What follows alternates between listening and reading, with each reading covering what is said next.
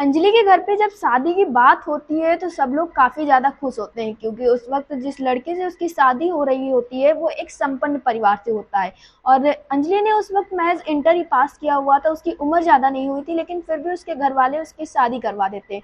उसकी शादी जिस लड़के से होती है उसका नाम राहुल होता है, और राहुल आगे जाके पढ़ाई करना चाह रहा था। उसने भी बस इंटर ही पास किया था और वो कोटा जाके आगे नौकरी की तैयारी करना चाहता था। तो दोनों की शादी हो जाती है। फिलहाल बहुत ही कम उम्र में दोनों की शादी होती है। उसके बाद राहुल शादी के बाद कोटा चला जाता है, और जो अंजलि है वो अपने ससुराल में रहती है। वहीं वो जो है राहुल से अक्सर फ़ोन कॉल पे बात किया करती थी, ऐसी चीज़ें हुआ करती थी। लेकिन जो अंजलि थी उसका एक पास्ट भी था। अंजलि शादी के पहले एक लड़के से बातचीत किया करती थी, उससे अपने दिन भर की दिनचर्या के बारे में बताती थी। एक हिसाब से कह सकते हैं कि वो उसका बॉयफ्रेंड था, उसका नाम अमित था। लेकिन जो अंजलि होती है जब अपने ससुराल जाती है और राहुल जब कोटा चला जाता है तो वो काफ़ी अकेला महसूस करने लगती है। इस वजह से वो फिर से अमित से बात करने लगती है, और अमित जो होता है वो भी उससे बातचीत करने लगता है। तो ये चीज़ें बहुत ज़्यादा होने लगती हैं। तो जो राहुल के घर वाले होते हैं उनको कभी ना कभी इस चीज़ पे शक तो होता है कि ये अंजलि दिन भर किससे फ़ोन पे बात किया करती है। लेकिन उनको लगता है कि ये शायद अपने मायके वालों से बात करती है, और मेरा बेटा भी बाहर रहता है तो वो उससे बात करती रहती है। तो ये सारी चीज़ें चलती रहती हैं। उधर वो अमित से भी बात करती है, राहुल से बस महज़ में दिन में 1 या 2 बार बात करती है, क्योंकि राहुल ने बात करने से मना कर रखा था। राहुल कहता था कि उसे पढ़ाई-लिखाई करनी रहती है, उसे वक़्त नहीं मिल पाता है, इस वजह से वो उससे ज़्यादा बात नहीं करता। तो इस वजह से अंजलि को भी अच्छा खासा समय मिल जाता था अमित के साथ के लिए। तो दोनों की चीज़ें ऐसी चलती होती हैं। लेकिन एक दिन अचानक से अंजलि के घर के दरवाजे की घंटी बजती है, और जब वो दरवाज़ा खोलने जाती है तो वो देखती है कि वहाँ पर राहुल खड़ा हुआ था। इस चीज़ से वो खुश नहीं होती है, क्योंकि कोई और लड़की होती तो यही सोचती कि उसका पति घर आया, वो बेहद खुश होती। लेकिन अंजलि को ज़्यादा खुशी नहीं होती है। तो राहुल उससे ये बात भी पूछता है कि क्या मेरे आने से तुम्हें कोई खुशी नहीं है? तो कहती नहीं, ऐसा कुछ नहीं है, मेरी तबीयत थोड़ी ठीक नहीं है, इस वजह से मैं थोड़ा-सा थकी-थकी सी लग रही हूँ। तो वो कहता है ठीक है। फिर राहुल जब घर रहने लगता है तो वो भी इन चीज़ों को नोटिस करता है कि अंजलि फ़ोन कॉल पे ज़्यादा रहती है, लेकिन उसको उसके ऊपर कोई शक नहीं होता है, क्योंकि उसको अंजलि के ऊपर बेहद भरोसा था। वो उसको लगता था कि वो उसके साथ कभी भी कुछ गलत नहीं कर सकती है। वहीं जब राहुल एक दिन अंजलि का फ़ोन चला रहा होता है तो वो देखता है कि उसके फ़ोन में अमित नाम से बहुत ज़्यादा फ़ोन कॉल्स जाते हैं। तो उसको थोड़ा-सा शक होता है इस बात पे।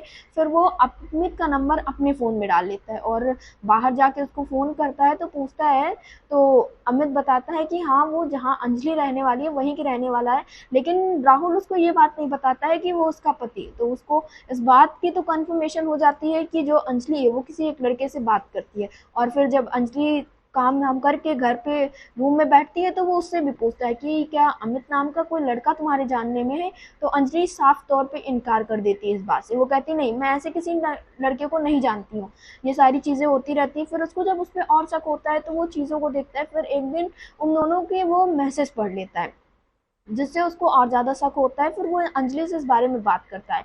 तो अंजलि भी इस चीज़ से काफ़ी ज़्यादा परेशान हो जाती है, और वो सोचती है क्यों ना इन सारी चीज़ों में राहुल को ही फँसा दिया जाए। तो वो अपने घर पे फ़ोन करती है और बताती है कि किस तरह से राहुल उसे मार पीट रहा है, और ये सारे जो आरोप थे वो पूरी तरह से झूठे थे। तो उसके जब पिता को पता चलता है तो बात यहाँ तक पहुँच जाती है कि दोनों में ये सहमति होती है कि दोनों तलाक कर लेंगे। पहले तो राहुल बिल्कुल मना कर रहा था इन सब चीज़ों से, लेकिन जब अंजलि लगातार इन चीज़ों के लिए नहीं मानती है तो बात तलाक तक पहुँच जाती है, और फिर दोनों का तलाक भी हो जाता है। और उधर जब अंजलि का तलाक होता है तो वो अमित से शादी के लिए कहती है, लेकिन अमित उससे बातचीत ज़रूर करता था, वो शादी के लिए कभी तैयार ही नहीं था उसके साथ करने के लिए।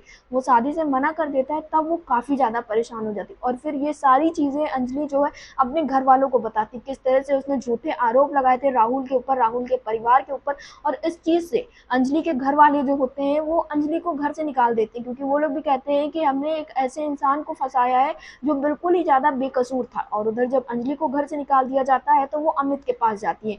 अमित भी साफ तौर पे इनकार कर देता है, कहता है मैं तुम्हें अपने साथ नहीं रख सकता हूँ, मैं तो बस तुम्हारे साथ टाइम पास कर रहा था। इन सारी चीज़ों से जो अंजलि होती है वो मानसिक रूप से काफ़ी ज़्यादा परेशान हो जाती है। उसको कुछ समझ में नहीं आता है वो कहाँ जाए, क्या करे।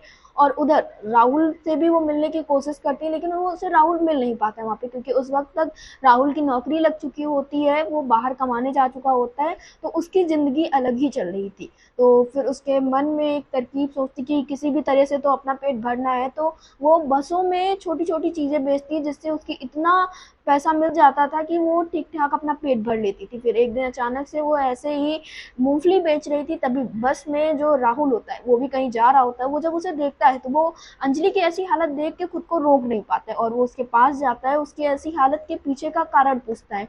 तो वो सारी बातें बताती हैं कि किस तरह से वो अमित से शादी के पहले भी बात करती थी, शादी के बाद भी उसे मौका मिला तो उससे बातचीत करती रहती थी। तो वो सारी चीज़ें बताती कैसे उसने बेवजह उसके ऊपर और उसके परिवार वालों के ऊपर इतने आरोप लगाए और अब उसे अपनी गलती का पछतावा हो रहा है, और जिसके लिए उसने राहुल को छोड़ दिया था, अब वही इंसान उसके साथ नहीं। तो फिर उससे वो काफ़ी ज़्यादा माफ़ी माँगती है और उससे कहती है कि मुझे तुम अपने साथ ले चलो प्लीज़। लेकिन राहुल जो होता है वो कुछ समझ नहीं पाता है, तो वो अपने घर पे फ़ोन करता है और सारी चीज़ों को घर पे बताता है। तो उसके घर वाले जो होते हैं, वो अंजलि को अपनाने से साफ तौर पे इनकार कर देते हैं। वो बोलते हैं कि जो लड़की इतना सारा बवाल मचा के हम लोगों की ज़िंदगी से गई, हमारी इतनी बेइज़्ज़ती कराई, उस लड़की को हम अपने साथ नहीं रख सकते। और फिर राहुल भी यही करता है। राहुल सम्मान के साथ पूरे उसको मना कर देता है कि नहीं, वो अब उसे अपनी पत्नी के रूप में नहीं देख सकता है, वो अपनी पत्नी उसे नहीं मानता है, क्योंकि दोनों का तलाक हो चुका है और दोनों के रास्ते एकदम अलग हो गए।